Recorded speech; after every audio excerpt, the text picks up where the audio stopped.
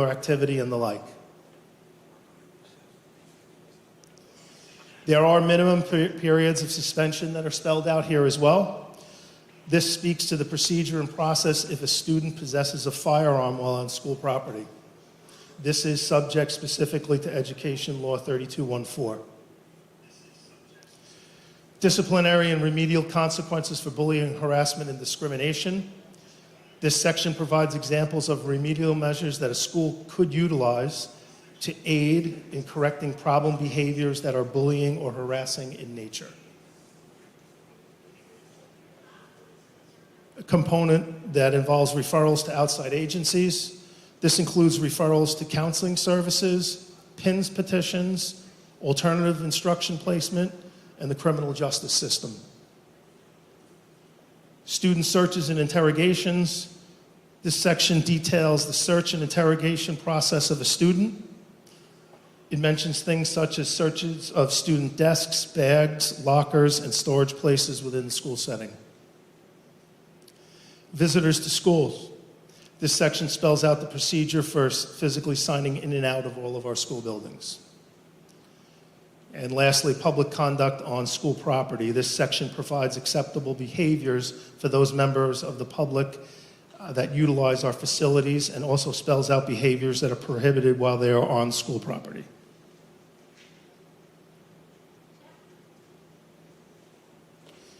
So I want to get into the proposed amendments to the code. So everyone should have a 41-page document in front of them. I don't have to go page by page. What I'm going to do is highlight any changes or potential changes that are brought forth here. There's a red underscore or understrike through the document, through the word specific text, and any additions are put out in red and they're underlined as well. So I'm in the document right now. Under definitions, which starts on page 1, if you go to page 2, under weapon, the inclusion of a taser has been listed in such items that are deemed dangerous instruments within the schools. Continuing in definitions, I'm going to page 4. On the top of page 4, electronic communication, TikTok and Facebook were added to the list of social media platforms that were already contained within the document. Moving on to page 11, where student dress code is spelled out. This entire section was amended in order to be more inclusive and non-discriminatory in nature. We moved away from depicting specific students' dress, grooming, and appearance. So if you look at page 11, that's where the new proposed amendment for the code talks to the dress code. Continues on about halfway through page 12. 12 and the top of 13 is what the dress code was that we're striking out. If you look, what we did was we stayed away from particular articles of clothing that one may perceive to be associated with a sex or perceived sex. Things like halter tops, tank tops, bearing midriffs.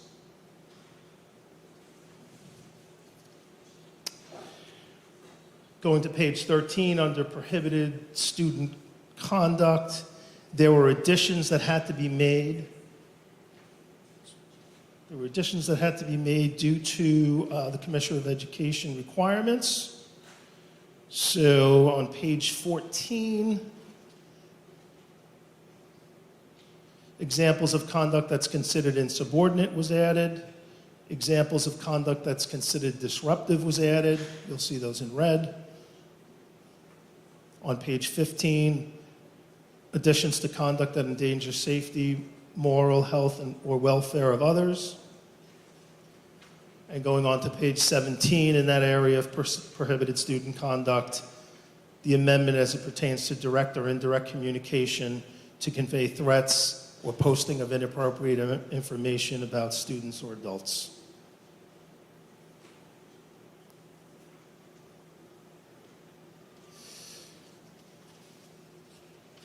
We have a few more proposed amendments for you. page 19, it starts disciplinary penalties, procedures, and referrals. The clarification here is that the board refers to the Board of Education. So if you scroll past page 19, I believe it's on page 24 and 25, where you start to see just the board mentioned. That is referring to the Board of Education, to be specific. Also on page 25, the inclusion of the word calendar. There is a 30-day time period mentioned when a parent or guardian wishes to appeal a student's suspension. The inclusion of 30 calendar days meets the regulation. Going to page 28, we needed to remove a law that is no longer relative to the PINS petition process.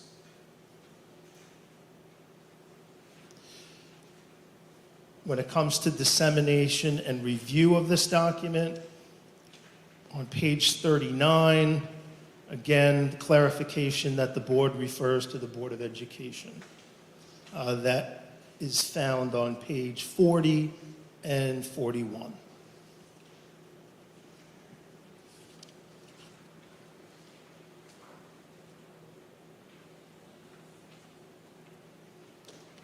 As I mentioned earlier, in the revision process, there's an opportunity for public comment, and that the school board, so elect to adopt this code, can only do so after at least one public hearing, and allow a 30-day period for public comment. So I can come back and address questions.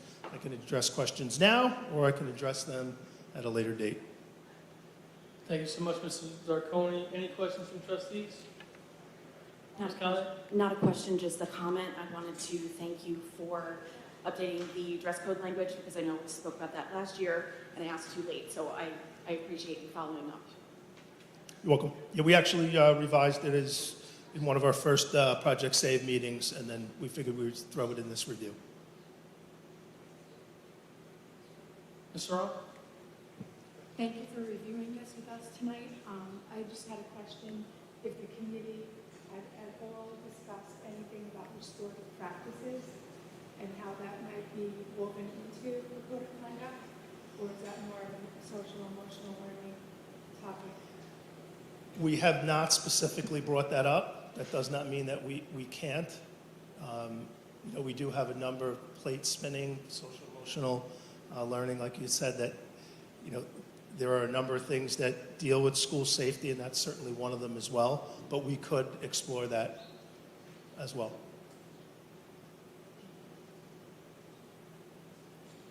Thank you so much, Ms. Rowe. Any other trustees? Dr. Arnn? Thank you, Mr. Zarcone. Quick question for you. I know that you added a couple of the social platforms, and I should look at it right in front of me, is obviously they continue to change. So is there language for that now this way? Mm-hmm. Like something, et cetera? So I know because you added a couple. Yes. But do we have something for if something all of a sudden pops up over the course of the year? Or do we have to be the specific? Can it just be social media platforms? It's, I believe, you're referring to on page 4 where we added TikTok and Facebook. Right. Council had me specifically enter those two. I think it's because that's where we're seeing students use a lot of those two particular platforms. But the catch-all, I believe, is at the end of the sentence where it says, or other electronic media site. Okay. I was just curious on why we wanted to name some, and it continuously changes as it Right. would we be limiting ourselves? That was my question. I don't think so, and I just neglected to say it, and I'll say it now. As far as questions and suggestions, welcome. This is a kind of K-12 overarching code of conduct, which I'm, in charge of making sure that it's updated annually. So questions can come to me directly on that. But if there's specific building level codes of conduct questions, those can go through the principals. So the principals, through their BLERT committees, they can amend their code of conduct really at any time if they're having specific issues that they feel need addressing. Thank you so much. Not hearing any other trustee questions. Any community members? There's I just have a quick question. I haven't had a chance to go through this whole document, but I see no one are gonna require footwear. Is that true? On page, bottom of page 12. That cross out include footwear at all times. That seems like a big liability concern. That was, what you're seeing, all the cross-outs starting on 12 going into 13, Yeah. that's the old student dress code language. The new language starts on 11 and goes through to 3/4 of the way down page 12. All right, so So it should be, footwear is still gonna be mandatory. yeah, we're not going barefoot. All right, let's No, double check that. I would say that's covered under acceptable student dress. All right, that's it. All right. Okay, thank you. You're welcome. Thank you, Mr. Root. Any other community members with questions? Not hearing any, sir. Thank you so much. Appreciate your time on this and also the committee's time. Thank you. If I can have a motion. Just real quick, Mr. Zuckerman, so if there are any questions or anything that comes over the next 30 days, we can just get them to you to get to the committee, correct? Yes, that's correct. I have a committee meeting scheduled for this Thursday, actually, and I will have a meeting in June. Perfect. We're typically the third Thursday in June. Perfect. Thank you very much.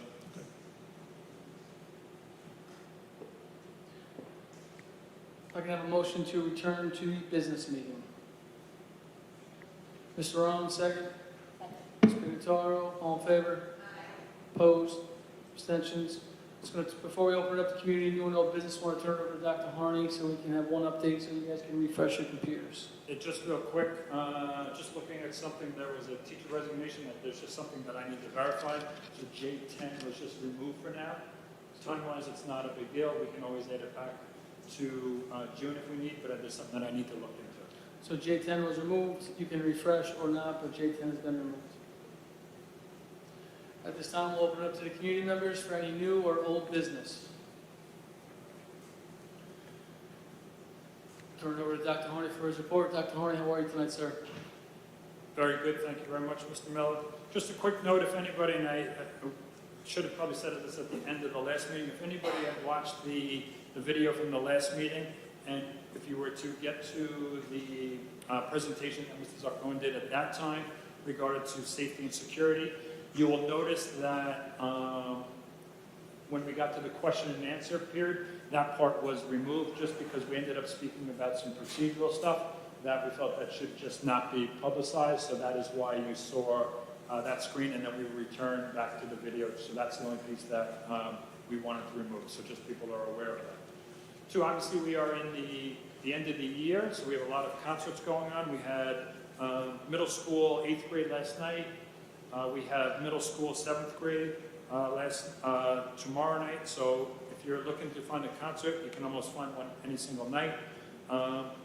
In the last couple of days, we had some of our athletes signing, our Division III athletes signing, which was a very nice thing. We also have one of the things that started last year, if you recall, our students in the arts and the music department, we do a signing for them as well. That is happening on Thursday, so looking forward to that and being able to recognize them and congratulate them. Also on Saturday, we have the district-wide CB's Art Show. It's open to the entire community. It's done here at the high school. It is a tremendous event, so come on down to that. We will also on Saturday have a playoff lacrosse game that is home. And then I'm also happy to report that baseball and softball won as well today. And I know tennis was playing today, but they won as well. So all of them will be moving into the next round as well. So there's some other things to celebrate. With that, I'll turn it back over to Mr. Miller. Thank you, Dr. Harney. This time we'll turn it over to Ms. Denton. How are you tonight? Good, thank you. Good evening, and thank you again for having me. As for the high school, this week is Wellness Week at the high school. The Wellness Club started the week by hosting bracelet making and yoga, and will be concluding the week with meditation tomorrow after school and the first annual Phantom Fest on Thursday from 6 p.m. to 9 p.m. Phantom Fest is a music festival featuring many talented student musicians and music groups. The festival will take place in the north parking lot. Admission is free and snacks and drinks will be on sale. There will be plenty of activities. The high school is offering an after-school exam support leading up to Regents exams. Students are encouraged to take advantage of these extra help opportunities. Attention seniors and parents of seniors. Tickets for the senior trip to the Long Island Adventure Park are currently on sale and will be on sale through Friday, May 19th. Seniors are encouraged to participate in Decision Day tomorrow. Wear any type of apparel to show off your future plans. As for the middle school, the James Wilson Young BBP Robo Phantoms leave for Fayetteville, Arkansas tomorrow morning at 4 a.m. Best of luck to them and let's come home with some hardware. The James Wilson Young Superintendent Student Council will be making visits to the 5th graders in the upcoming weeks to give presentation about what life is like in middle school. The middle school theater group has been rehearsing in preparation for the shows in June. Mark your calendars for June 9th and 10th for the production of Seussical. The final exam schedule was sent out earlier today. Please note the changes in regards to the 8th grade events. As for Sylvan Avenue Elementary, this month Sylvan Avenue is continuing their long-standing tradition of raising support for the Smile Train organization, a nonprofit that is changing the world one smile at a time. Smile Train has supported safe and quality cleft care for over 1.5 million children over the span of 20 plus years. This week is Smile Train Week at Sylvan Avenue. Students, faculty, and staff are participating in daily activities to support the annual fundraiser for Smile Train organization. On Friday, the entirety of Sylvan Avenue will walk a mile for a smile. Kindergarten screening will continue on Thursday, May 18th. Select 4th and 5th graders will be representing Sylvan Avenue Elementary and Blue Point Elementary at the annual Fit Club event held at Lincoln Avenue Elementary in Sayville on Wednesday, May 17th. Sylvan Avenue continues to celebrate diversity by rocking their socks on Friday. Field Day K-5 will be held next Wednesday, May 24th at Sylvan, and Sylvan celebrates Get Caught Reading Month by hosting a book drive for Sylvan students and donating any unadopted books to Book Fairies in Freeport, a non-for-profit that supports underserved communities on Long Island and in New York City. As for Blue Point Elementary, the Blue Point Elementary Superintendent Student Council has been working on a presentation on go-to person and will be presenting that important information to first and second graders in the coming weeks. Thank you. Thank you, Ms. Denton. So I want to turn it back over to Dr. Harney before we get into our consent agenda. Yep, sorry about 2 things I had left off, just a real quick. We have the closing for applications for the high school principalship closed on Saturday, so right now we're currently going through resumes and we'll be creating various committees involving all the various stakeholders. That will happen over the next couple of weeks, so we will do that. And then there's also, just so that people are aware, and you may have heard about this already, we do have another retirement that is on the board agenda tonight, which is Mrs. Van. We're going to recognize her officially at the next meeting, but I just wanted to acknowledge her and thank her for all of her work for the past 16 plus years. She's obviously put her heart and soul into this, but we'll do that officially on our June meeting. But I just wanted to recognize that and thank her for everything. Thank you, Dr. Harney. Moving on to the consent agenda. Are there any items the board would like removed from the consent agenda and placed on the regular agenda? Not hearing any. Can I have a motion to approve consent agenda items H, I, J, K, L, and M? Ms. Pigataro, second. Mr. Krug, any discussion? All in favor? Opposed? Abstentions? Motion carries. Can I have a motion to gratefully accept the cash donation from the Seed Foundation for supplies for phys ed for $1,000? So moved. Mrs. Kane, second by Ms. Pignataro. As always, we want to thank anyone who donates money to improve our student outcomes. So that is $1,000 for our students that we gratefully appreciate. Any other discussion? All in favor? Opposed? Abstentions? I have a motion to approve the updated meeting dates for the 2023-2024 school year. Board of Ed meeting. So moved. Ms. Conley, second. Mrs. Cerrone, any discussion? All in favor? Opposed? Abstentions? Turning it over for community new business. Any questions? Any trustee new business?